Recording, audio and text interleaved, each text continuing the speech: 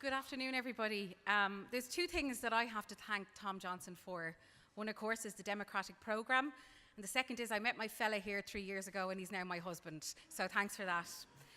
And that's not where the story ends in terms of how my personal life and the Labour Party have played such a significant role in where I am today. On the 17th of May in 2002, I voted Labour for the very first time as an adult, and I stopped on my way to the maternity ward.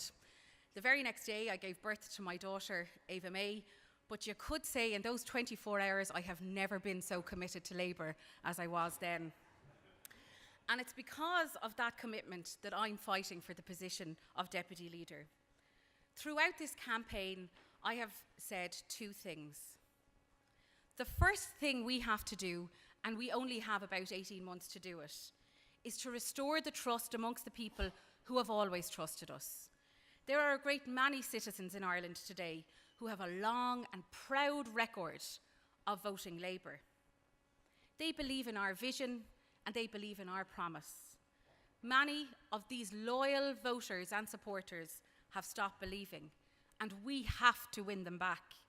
Only then, when we have restored the trust of our own, can we begin to rebuild. We know who these people are. They are the men and women who go out and work every day. Some of them bring their children to school. They earn a living, but crucially, they pay taxes to the Exchequer. For it is these people, the generators of economic activity, that create the sustainable wealth that enables us to pursue nobler goals, to provide decent public services for those who need them, to ensure that healthcare and education choices are there for all. These people, traditionally more likely to listen to us than anyone else, have turned away. They've turned away because they feel squeezed, damaged by years of austerity, and they're holding us responsible. I think we have to face the fact that a plethora of bewildering new taxes have made them even feel more squeezed, and it's us that's applying the pressure.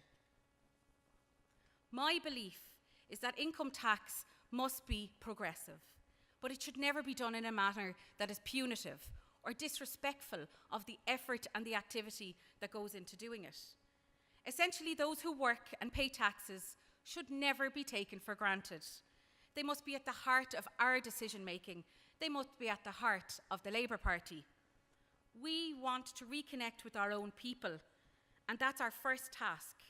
We have to reconnect with our core values.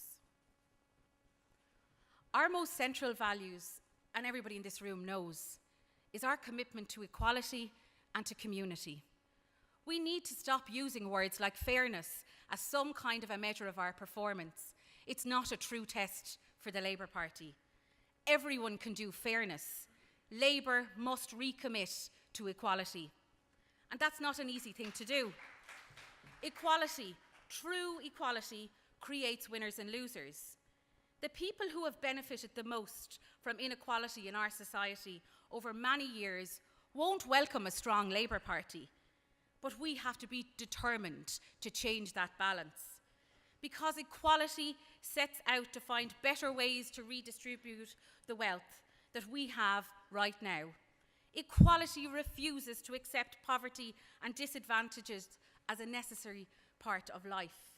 We make it a national priority to combat it. But we already know that if a society is built on a tolerance for inequality, then nobody is valued. An equal society simply doesn't allow discrimination to happen.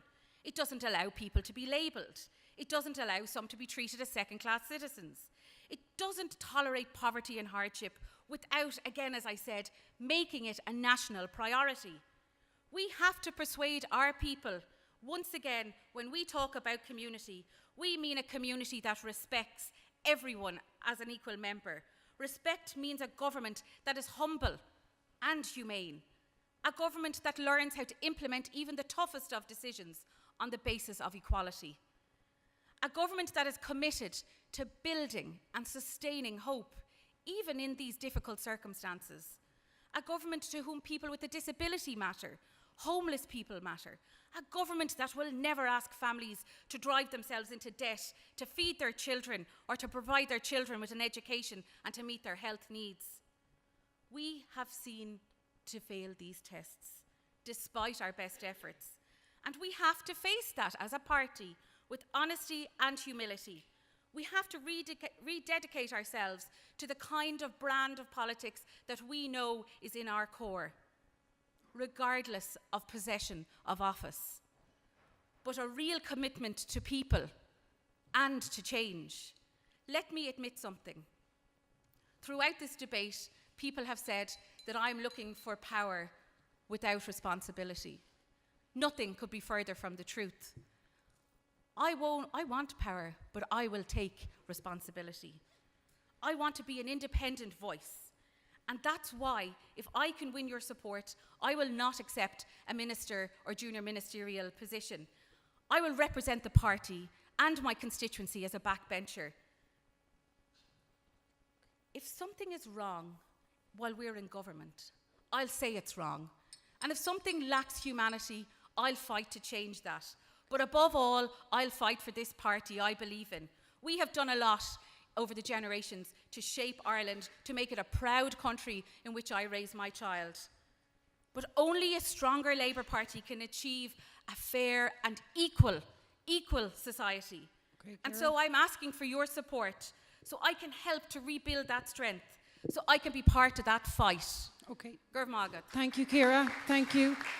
Now ask Alan Kelly.